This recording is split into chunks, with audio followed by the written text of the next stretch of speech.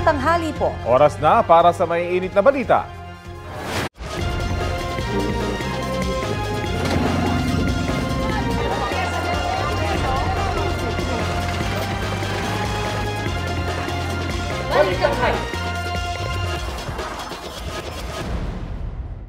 Huling araw na po ng 2024 mga kapuso. Oras na lang ang binibilang at sasalubungin na natin ang bagong taon. Nakatutok ang buong puwersa ng GMA Integrated News sa ilang puntahan ng mga naghahanda ng Medianoche at yung mga magbabakasyon at magsasaya sa labas ng bahay para sa Salubong 2025. Una na riyan, si Aubrey Carampel na nasa Pasay para sa Kapuso Countdown to 2025, Isa sa Puso. Kasama rin nating nagbabantay sina Ian Cruz na nasa Bukawe, Bulacan para sa bentahan ng mga paputok. Nasa Jose R. Reyes Memorial Medical Center naman si Sandra Aguinaldo para mag-monitor sa mga isusugod doon bago ang bagong taon. Si Darlene Kai nakapwesto sa Divisoria para sa mga magla-last minute shopping ng pang-medianoche. Para naman sa mga namamasyal at nagbabakasyon ngayong Salubong 2025, nasa Luneta, si Mav Gonzalez. Nasa Baguio City, si EJ Gomez. At si John Sala ng GMA Regional TV nakabantay sa Boracay. Bago pa po ang salubong sa bagong taon, nagkasunog sa Tondo, Maynila. 5 batang magpipinsan po ang nasawi. Balita hatid ni Bam Alegre. Sa ikalawa at ikatlong palapag sumiklab ang sunog sa residential property na ito sa Barangay 97, Tondo, Maynila, pasado alas 10 kagabi. Itinaas ang hanggang ikalawang alarma para rumesponde ang hindi bababa sa 8 fire truck. Masikip ang iskinita kaya nahirapang gumalaw ang mga bumbero. Nagsimula po yung apoy sa second floor po ng 3-story building po. Meron po tayong 3 family po ang affected po. Magkakapatid po sila na nakatira po sa bahay. Magkano ba yung Ang estimated damage po natin is more or less 150,000. Nakontrol ang sunog pasado alas 11 kagabi pero tumambad ang trahedya. Patay ang 5 batang nasa loob ng nasunog na bahay. Magpipinsan sila. Iniimbestigahan pa kung paano natrap ang mga biktima. Labis ang hinagpis ng kanilang mga kaanak. 5 po yung mga bata. Dito lang po siya at sila mag-New Year kaya lang inabot ng gano'n. Tuluyan na apula ang apoy 11:25 bago maghating gabi. Ayon sa Bureau of Fire Protection, babalikan pa nilang pinangyarihan ng sunog para sa mapping operations dahil ayon sa mga naapektuhang residente, may 2 pa silang kaanak na nawawala. We gathered information from the direct witnesses and lately we will go and gather din ng mga ashes, debris and electrical wirings for laboratory examination.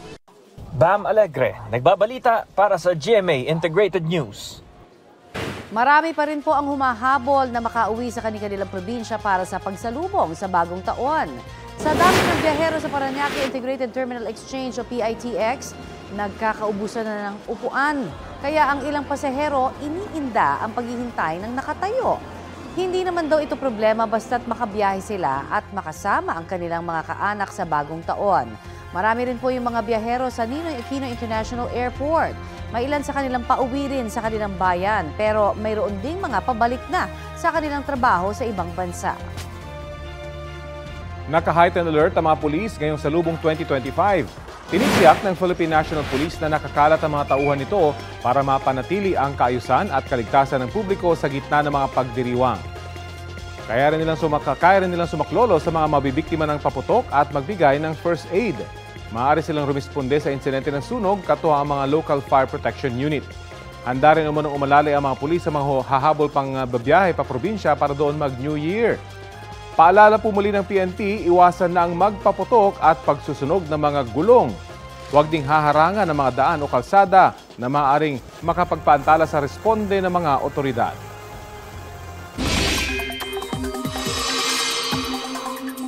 Nalubog na naman sa baha ang ilang bahagi ng Mindanao dahil po sa maulang panahon doon dulot ng Intertropical Convergence Zone o ITZZ.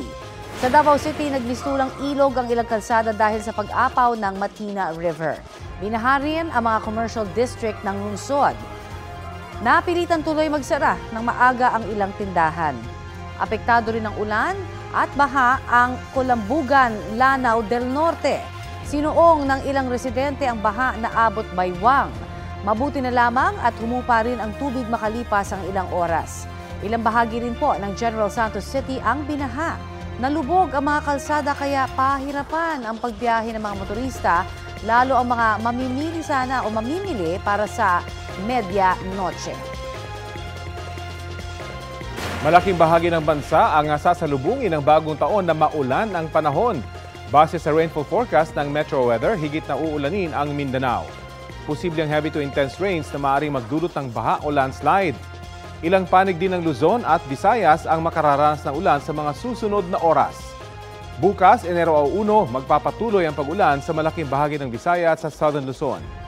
Bandang hapon ay ulanin na ang halos buong bansa, kabilang na po ang ilang panig ng Metro Manila. Ayon sa Pag-asa, asahan ang katamtaman hanggang malalakas na ulan sa mga susunod na oras sa Eastern Samar, Leyte, Southern Leyte, Dinagat at Surigao del Norte. Bukas, posible rin ng ganyang klase ng ulan sa Albay, Sorsogon, Masbate, Northern Samar, Eastern Samar, Samar, Biliran, Leyte, Southern Leyte at Dinagat. Pinaa-alerto ang mga residente sa banta ng baha o landslide. Wala pong bagyo o low pressure area mga kapuso, intertropical convergence zone at shear line pa rin ang magpapaulan ng husto sa bansa.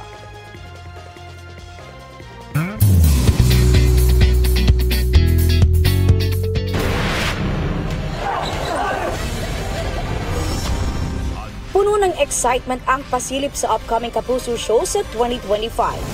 Ang kapangyarihan ni Terra ay nakapugli. Napaavisala ang mga Encantadix dahil sa inaabangang teaser ng Kapuso Telefantasia na Encantadia Chronicles Sangre. Goosebumps dahil ipinakita na ang Ice Queen look ni Rian Ramos bilang si Metena, ang twin sister ni Cassiopeia at ang main antagonist ng series. Bukod dyan, ipinakita na ang warrior costume outfit ni na Bianca Umali, Kelvin Miranda, Faith De Silva at Angel Guardian, nagaganap bilang Terra, Adamus, Flamara at Dea. Kabilang din sa mga dapat abangan sa 2025, ang Lolong Bayani ng Bayan na pagbibidahan ni 50th Metro Manila Film Festival Best Supporting Actor Ruru Madrid. Gulo-gulo dito, bao-bao, ingay-ingay. At least hindi boring. Parating na rin sa GMA Prime ang mga batang riles ni na Miguel Tan Felix, Bruce Roland, Cocoy De Santos, Rahil Birria at Antonio Venzon. Bibida naman si star of the new gen Jillian Ward with Michael Sager sa My Ilonggo Girl. Habang si Herlene Budol naman ay ready na para sa Binibining Marikit with Tony Labrusca at Pokwang. Kulang na yun sa buhay ko. Pinanuan niyo po ng sobra-sobra. Si Sofia Pablo naman ang bibida sa Prinsesa ng City Jail with Allen Ansay. Habang sina Camille Prats at Shane Sava mapapanood sa upcoming series na Mommy Dearest with Katrina Halili. Tayo magkakahiwalay ulit. Aubrey Carampel nagbabalita para sa GMA Integrated News. Kahit umulan, hindi yan alintana ng mga deboto ng Jesus Nazareno na nakiisa sa Walk of Thanksgiving sa Quiapo, Maynila kaninang madaling araw. Balita hatid ni Bea Pinlac.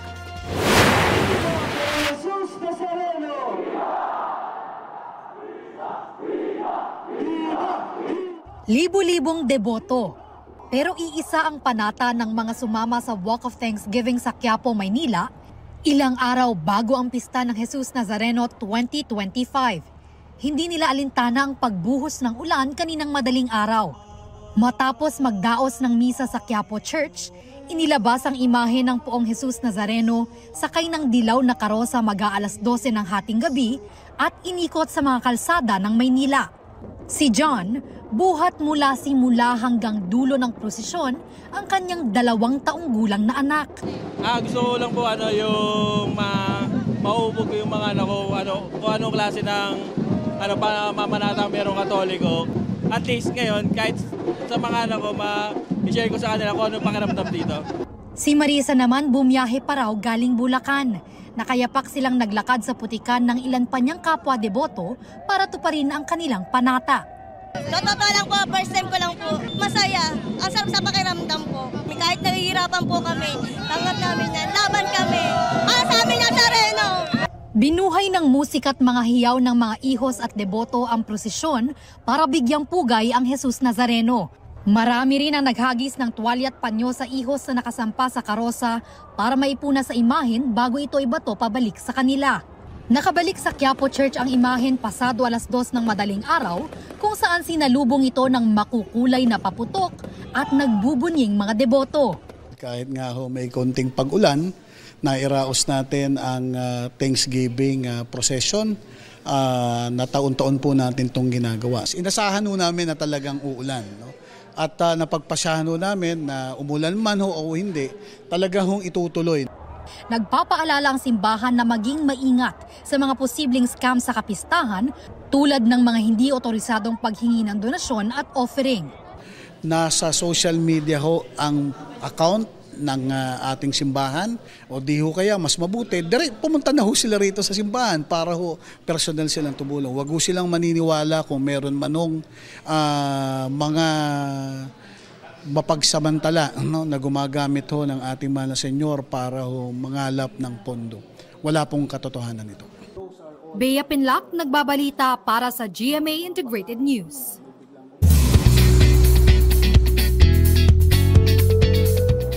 Happy Tuesday mga mare at pare, at ilang oras na lang 2025 na, last day of 2024 na rin today. At nandito tayo ngayon sa Pasay para sa latest sa Kapuso Countdown to 2025. Dapat abangan ang all-out performances at kantahan mula sa ilang kapuso at Sparkle Stars. Kahapon nga, na-witness ko ang rehearsals ng ilan sa kanila.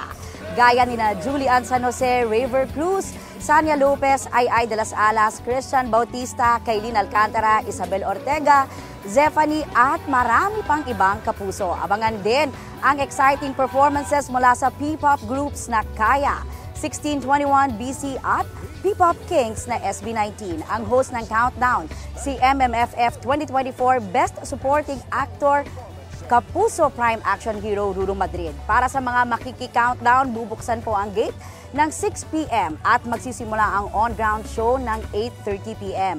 Libre po ang entrance dito. Para po sa mga team bahay, mapapanood ang Kapuso Countdown ng 10:30 p.m. sa GMA at GMA Pinoy TV.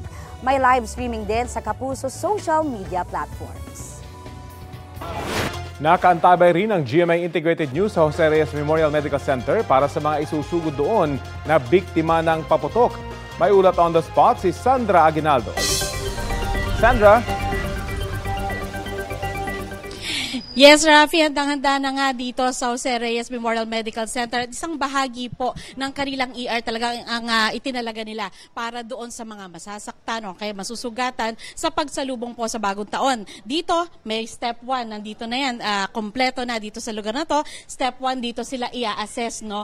Kukunin ang kanilang pagkakakilanlan at aalamin, no, kung anong kanilang kalagayan. At pagkatapos, pagdating dito sa step 2, ito yung treatment and management. Dito naman huhugasan yung kanilang sugat, dito sila gagamutin. Katunayan dito, kung makita nyo, Rafi, kompleto na yung mga kagamitan nila dito. Naka-standby na yung mga ampules, sharps, vials, and syringes, mga gamot na kailang kakailanganin. Sa punto naman na ito, makakausap natin yung mga doktor na sila talaga ay nakaantabay para po sa pagsalubong sa bagong taon. Narito po si Dr. Wenceslao Laudere, siya po yung ating medical chief, Dr. John Hubert Puwa, at siya po ay orthopedic surgeon, at si Dr. Zarla Gulmatico Flores, ang Chief of Medical Professional Staff, at si Dr. Jose Bondok, ang Chief Resident.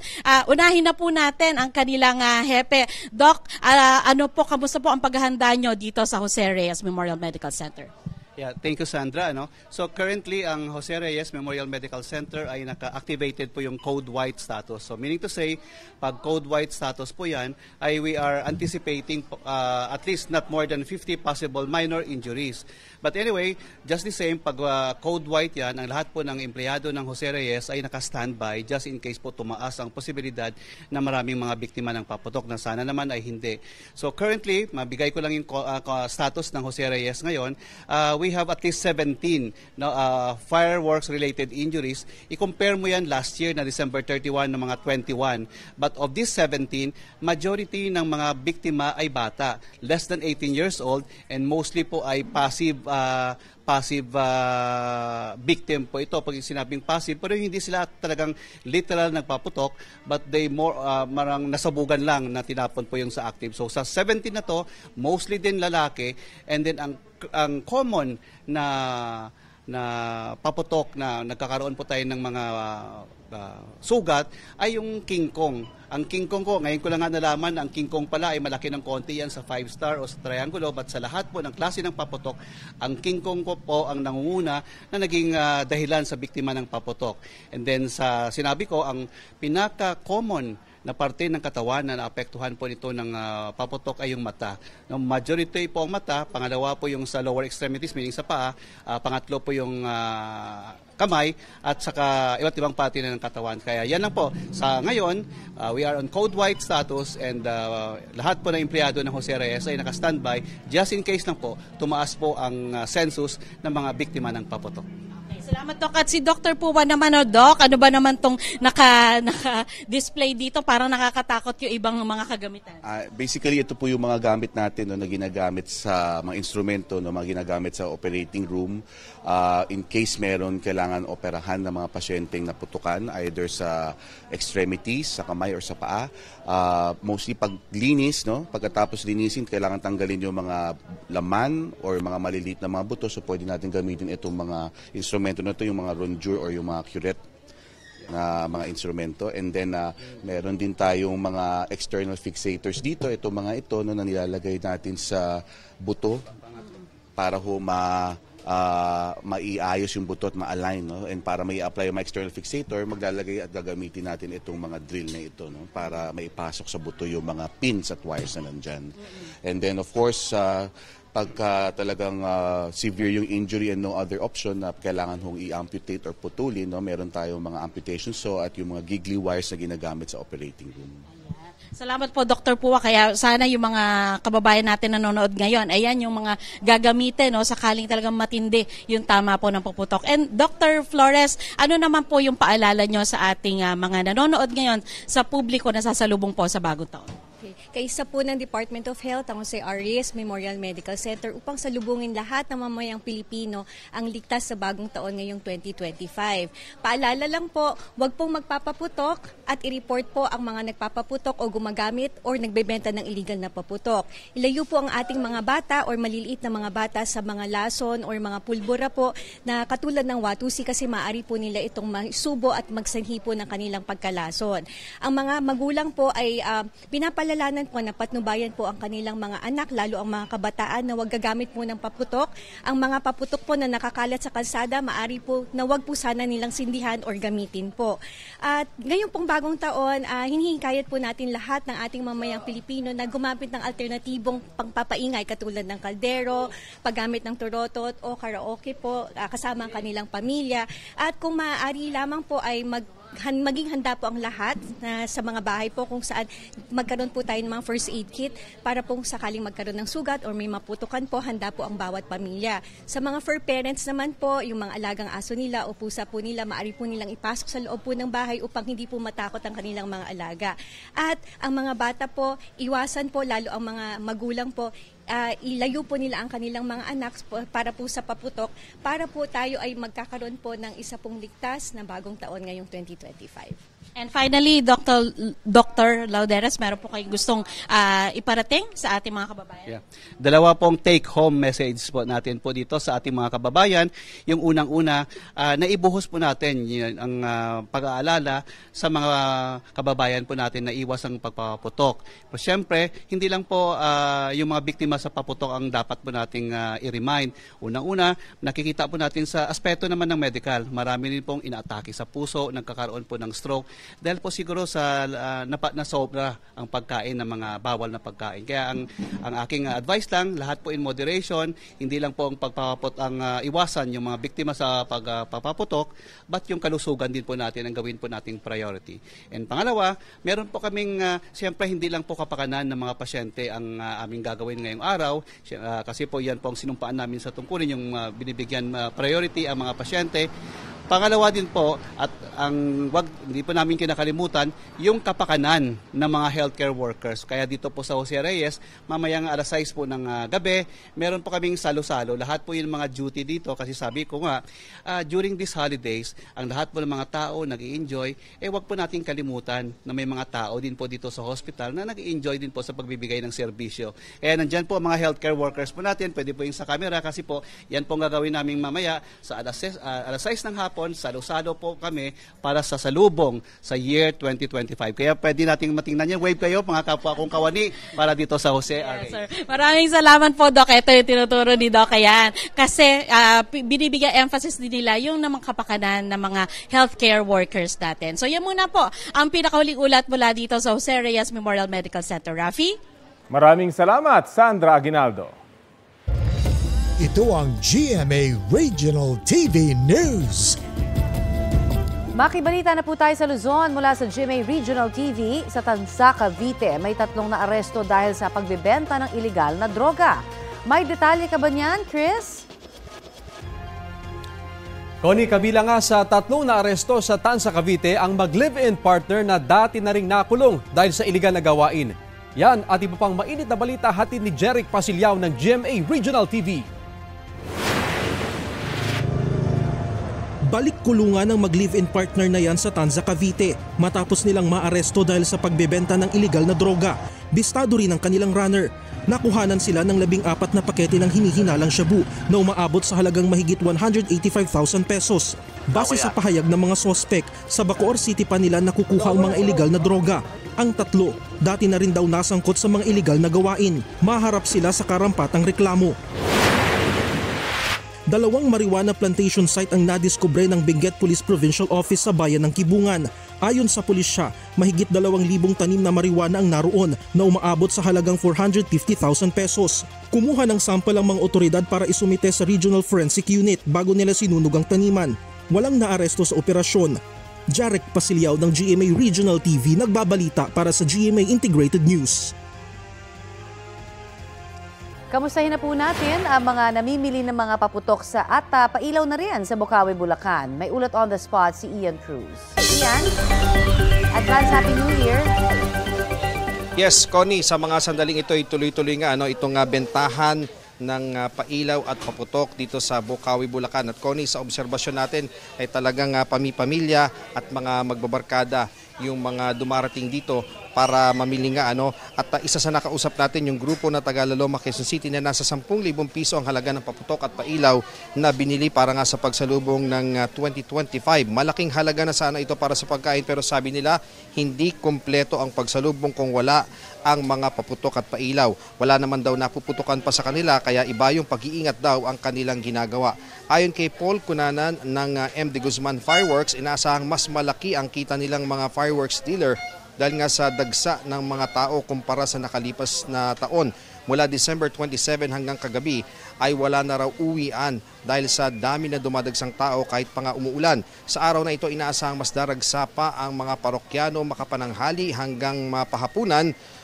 Bukas daw ang mga tindahan ng paputok at pailaw dito sa Turo, Bocaue, Bulacan hanggang 10 p.m. Katunayan, Connie, napansin din natin na ilan sa mga stalls dito at mga tindahan ng paputok ang sarado na ngayon at itinanong natin sa mga taga rito na kagabi daw at kanina madaling araw ay naubusan na ng paninda yung iba nga sa mga tindahan dito sa Bocaue, Bulacan. Yan muna ang latest mula rito. Balik sa iyo, Connie. Maraming salamat, Ian Cruz.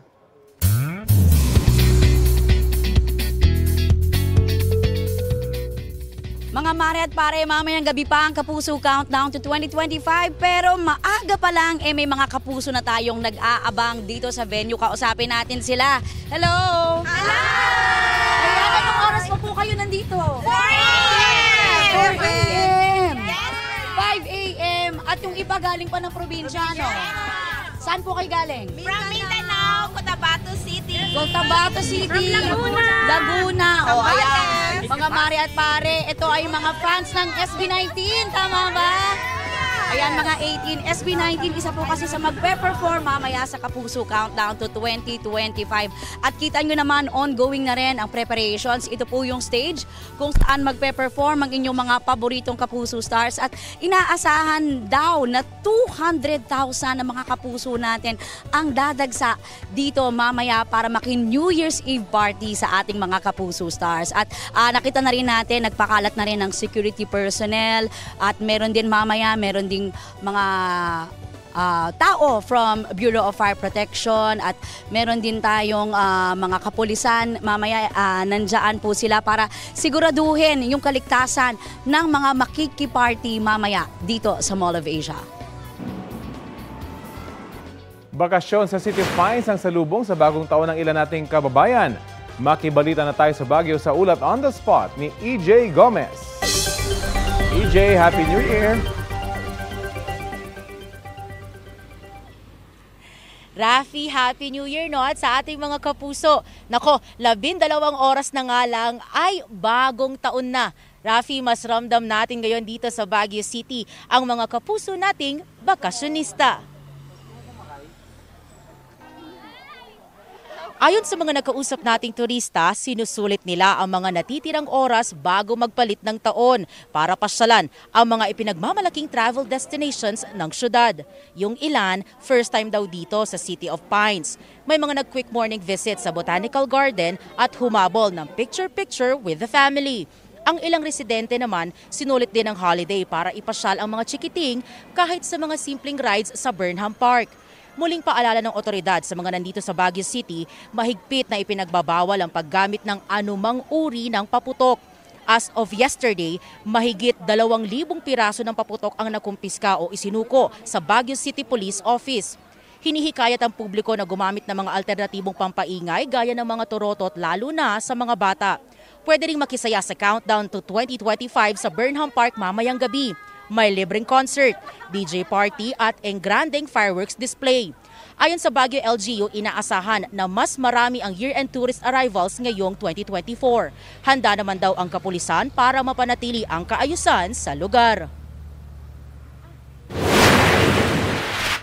We expected na marami, but it doubled or tripled pa yata. And nakita natin yan with our monitoring kasi we have a monitoring on the traffic itself. Doon na natin mag-gauge na marami talaga umakyat dito sa Baguio. Wala pa naman pong natanggap na mga threat po.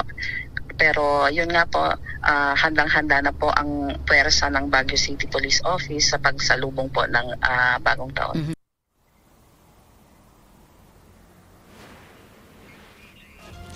Rafi, nandito tayo ngayon sa Camp John Hay, no? At dahil tanghali ngayon, talaga nagkakaroon ng time na tirik yung araw. Gayunpaman, ramdam na ramdam pa rin ang sweater weather dito sa summer capital of the Philippines. Rafi? Maraming salamat, EJ Gomez. Sa gitna ng isang kalsada sa Iloilo City, isang puting kotse ang nakabangga sa mga paso na nagsisilbing barrier. Kalaunay umusok ang sasakyan dahil sa pagpilit nitong makadaan at mag-U-turn doon kahit may harang. Makalipas ang ilang minuto, naararo nga po ng kotse ang mga paso at tuluyang nakaalis sa lugar. Base sa investigasyon, nakainom noon ang 57 taong gulang na lalaking driver. Ipinag-utos ng alkalde ng lungsod na sampahan ng reklamo ang driver at irekomenda ang pagkansela sa kanyang lisensya. Walang pahayag ang driver. Marami pa rin ang humahabol sa pamimili ng pang-medianoche sa Divisoria sa Maynila. At may ulat on the spot si Darlene Kai. Darlene?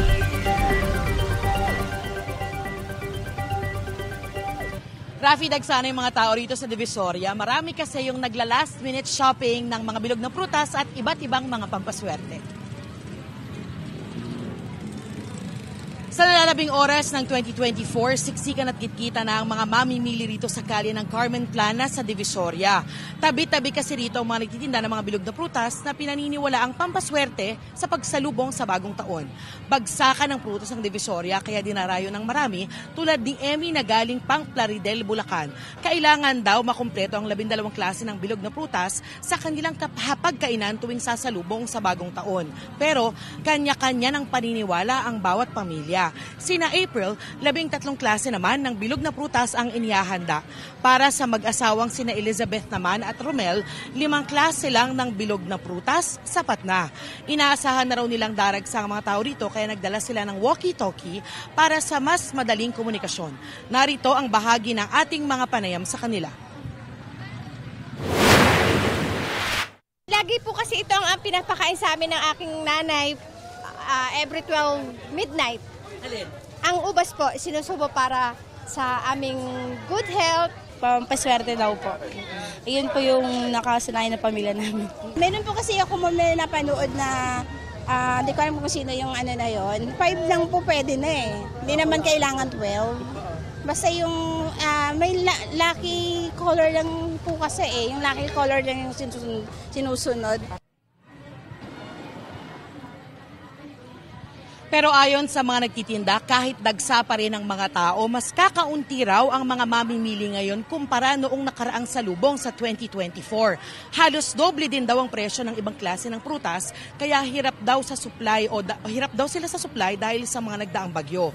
Kaya ang diskarte ng ilang mga mamimili, paisa-isang piraso na lang ang binibili basta makumpleto ang ihahain sa pagkainan. Bukod sa mga bilog na prutas, meron din ditong iba't ibang klase ng pampaswerte na 25 hanggang 35 pesos ang isa. May iba't ibang klase rin ng turotot na 20 hanggang 80 pesos ang isa. Rafi, para sa mga kapuso natin, nahahabol sa pamimili, marami pang iba't ibang klase ng prutas na mabibili dito sa Divisoria. Yun nga lang, mabigat na yung daloy ng trapiko sa palibot nitong Divisoria, kaya wag na po kayong magdala ng sasakyan. Sabi ng mga nagtitinda dito, hanggang 3 p.m. pwede pang humabol at meron pa ring mga vendor ng prutas dito. Yan ang latest mula rito sa Divisoria, Maynila. Happy New Year, Rafi. Maraming salamat at Happy New Year, Darlene, Kai. Ito ang GMA Regional TV News. Balita naman sa Visayas at Mindanao mula sa GMA Regional TV. May natagpo ang pugot na bangkay sa gilid ng kalsada sa Cauayan Negros Occidental. Sara, natukoy na ba yung suspect?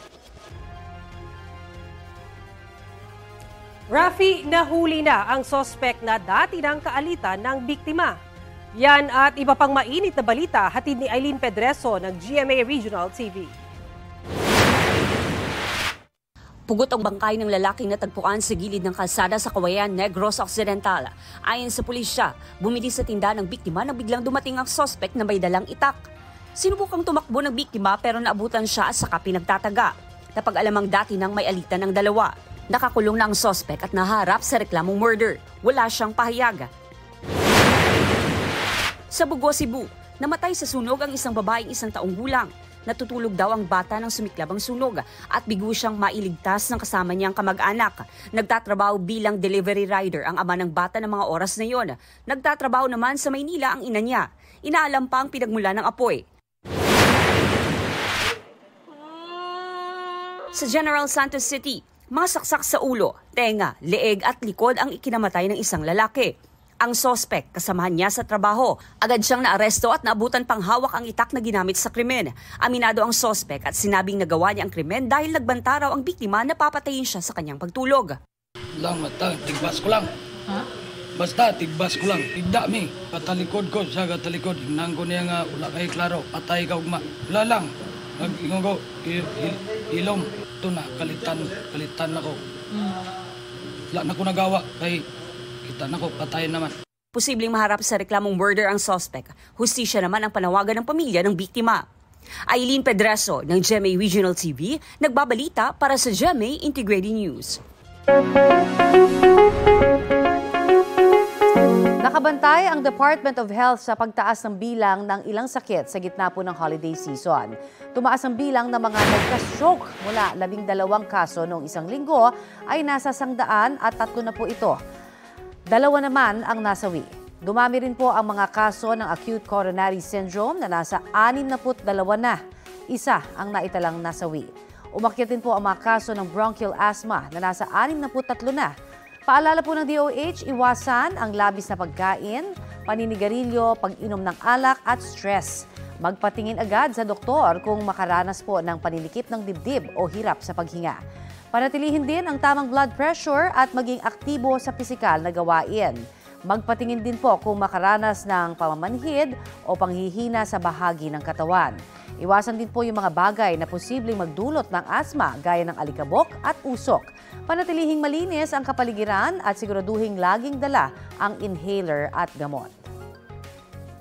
Silipin na po natin ang sitwasyon naman sa Boracay na dinadagsa ng mga turista para doon salubungin ang bagong taon. May ulat on the spot si John Sala ng GMA Regional TV. John?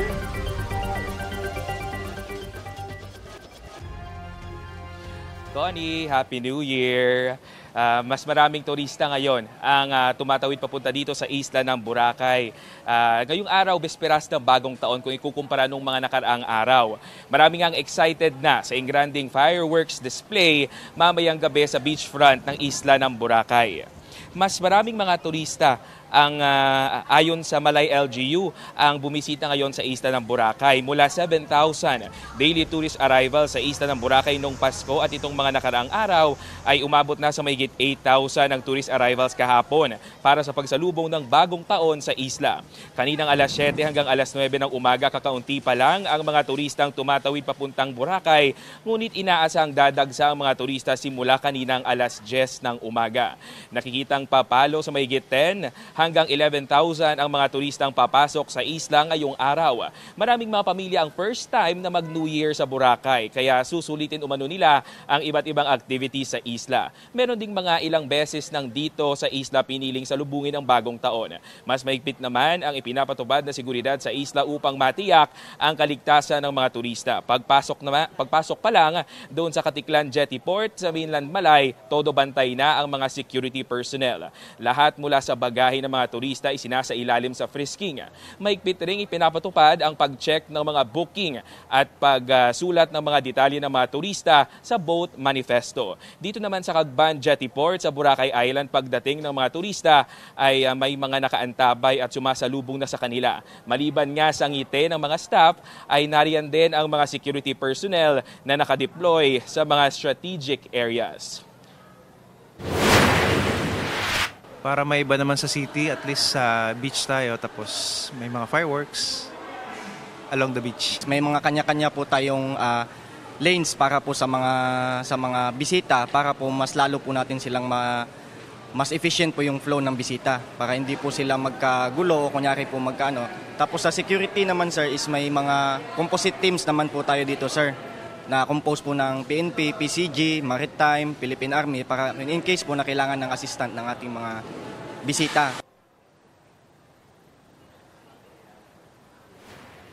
Connie, mamayang New Year's countdown ay inaasahang dadagsain ng mga turista ang beachfront area ng isla ng Boracay. Ayon naman sa Malay Tourism Office, mas pinalevel up pa daw ang fireworks display mamayang New Year's Eve party. Aasahan din ang mas doble pang seguridad sa mga nasabing lugar dahil nga sa kaliwat ka ng mga New Year's Eve party sa beachfront area ng Boracay. Connie? Advance Happy 2025 sa iyo, John Sala ng GMA Regional TV. Tinatigan ng U.S. Circuit Court of Appeals ang naunang desisyon ng jury sa New York na pagbayarin si Trump ng $5 million o mahigit 289 million pesos para sa kasong sexual abuse at defamation. Ayon sa Appeals Court, tugma ang mga ebidensya laban kay Trump sa mga testimonya ng nagreklamong magazine writer na si E. Jean Carroll. May May 2023 nang hatulang liable si Trump sa kasong nag-ugat sa pangahalay umano ni Trump kay Carroll sa dressing room ng isang department store noong 1990s. Dati nang itinatanggi ni Trump ang mga akusasyon at iginiit na hindi patas ang naging paglilitis sa kaso. Hindi pa malinaw kung iaakyat niya ang apela sa US Supreme Court. Ikinatuwa naman ng kampo ni Carroll ang desisyon ng Appeals Court. Kung ang iba nating kapuso ay sadyang dumadayo sa malalayong lugar, may mga ilan naman ang sapat ng makapasyal sa Luneta ngayong holiday. At mula sa Maynila, may ulat on the spot si Mav Gonzalez. Mav! Rapi, hindi gaya nung nakaraang Pasko ay maaraw na dito sa Luneta Park sa Maynila kaya mas marami na rin ang namamasyal. Sinamantala nung ilang pamilya yung magandang panahon dito sa Maynila at nag-ikot-ikot kaninang umaga dito sa Rizal Park sa Maynila. Nag-picture taking sila sa monumento ni Rizal na puno pa rin ng mga bulaklak pagkatapos ng Rizal Day celebration kahapon. Karamihan sa mga nakausap namin ay bumisita lang mula sa mga probinsya. First time daw nila rito at natutuwa sila dahil napakayaman daw talaga ng Pilipinas sa kasaysayan at ang dami pang display. Maski naman yung mga bumalik lang matapos ang maraming taon, nagulat din dahil ang laki na raw ng ipinagbago ng Luneta. Ang iba naman dumaan daw rito bago umuwi para sa lubungin ng bagong taon kasama ang pamilya. Pwede mag-picnic dito pero wala pa masyadong tao ngayon, hindi gaya ng mga nakaraang taon na halos wala ka ng maupuan sa damuhan. Rafi, siguro mamayang gabi ay mas nadami ang tao dahil alas 7 ng gabi magsisimula ang New Year countdown dito sa Luneta Park. Rafi? Maraming salamat at Merry Happy New Year, Mav Gonzalez. Tapos na ng COMELEC ang prosesong tinatawag na Trusted Build para tiyakin na ang tama at aprobadong source code ang gagamitin ng bawat makina sa eleksyon 2025. Balitang hatid ni Sandra Aguinaldo. Ipinakita ng COMELEC sa election watchdogs, media at sa publiko ang prosesong tinatawag na Trusted Build para sa election management system na gagamitin sa election 2025. Sa tulong ng Pro-VNV, isang international certification entity na nakabase sa Amerika, isinagawa ang Trusted Build para matiyak na ang beripikado at aprobadong source code sa election 2025 ay mako-convert o magagamit bilang machine-readable code. Ito yung production mode build, no? Na gagamitin para sa pag-print ng ballots. Yeah, because the ballot printing is going to start on January 6. Itong gagawa ng ballot face design after our January 3 deadline. So pagdating nung sinasabi nila na nakasobre, no? Ng January 4, pag nagamit na namin yon, we have January 4, 5, and then 6 magsa-start ang printing mismo. 2.5 oras inabot ang proseso. Ang resulta nito, nakaloob sa isang USB, isinilid sa selyado lalagyan at pinirmahan para siguradong hindi bubuksan ng hindi otorisado. Ipinadala ito sa Pilipinas at itatago sa vault ng Bangko Sentral ng Pilipinas. Ang hashcode mo is yung identifier mo na yung actual program na yun, yun lang yun. No? Yan yung uniqueness niya. Parang kung kotse pa, yan yung body number at saka engine number. Any change that you do there results in a change in the hash code. Kaya sagrado po sa amin, particularly sa mga watchdog, yung hash code na yon. Kasi yun lang ang makakasiguro kami na kung ano yung nakita nating, ina-expect nating tumatakbo, ayun nga ba talaga ang tumatakbo. Binabantayan daw ito para matiyak na hindi makokompromiso ang sistema. Hackers will need a considerable amount of time to attack a system because they need that time to move laterally inside the machines. Problema dyan, disruption na lang ng transmission. Madelay man siya. Samantala, nagbabala ang COMELEC sa mga tatakbo sa darating na eleksyon na iwasan sanang gamitin sa pamumulitika ang paggunita ng pista ng Jesus Nazareno. Sandra Aguinaldo, nagbabalita para sa GMA Integrated News.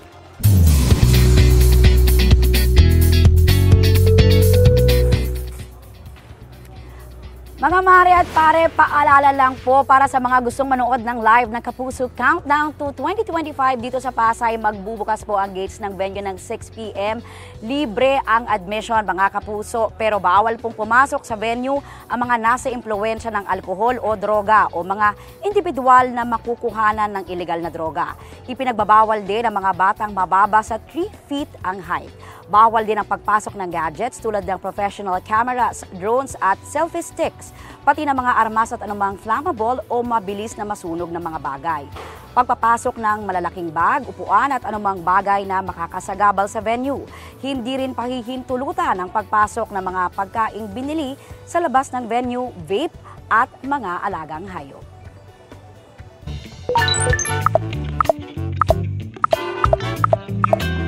Ika nga, New Year, New Me. Kaya maraming wish at resolution ng bawat isa, di ba, tuwing magbabagong taon. Ikaw ba, Rafi, ano ang iyong minamanifest sa buhay mo? Sa buhay niyo ni Maris this 2025? Siguro mas healthy, Yes. 2025 for us. Maging happy and healthy, Yes. no? At of course, ako deeper family and prayer time. Yun, Yan. alam ko saan ka magpe-pray. Sama ako dyan. Oo naman. Sama kami ni Maris dyan. At nagtanong nga din tayo sa netizens kung ano ang minamanifest nila sa susunod na taon. Yes, si Jay Olamit, bagong kotse. Wow, kahit hindi daw brand new ha. Basta mapapakinabangan ng kanyang pamilya at pwede na rin niyang panghanap buhay. Para naman kay Glenn Alqueso, o mabuting kalusugan ng kanyang pamilya, pati ang pinaplan na raw niyang negosyo. Si Patrick Toscano naman, mataas na self-esteem habang mawala namang ang kanyang mga problema para kay Je Pohas. Naku, medyo mahirap-hirap. malalim yata yung kanyang mensahe doon. Yes. Si April Rose naman, bukod sa good health, manifesting ng peace of mind, pati na rin pera. Yes, peace in the family. Correct. Ito po ang Balitang Hali. Bahagi kami ng mas malaking misyon. Bagong taon na po bukas. Ako po si Connie Season. Rafi Tima po, Happy New Year sa inyo. Happy New Year mga mare at pare! Live mula dito sa Pasay. Kasama nyo rin po ako, Aubrey Caramter. Para sa mas malawak na paglilingkod sa bayan. Mula sa GMA Integrated News, ang News Authority ng Filipino.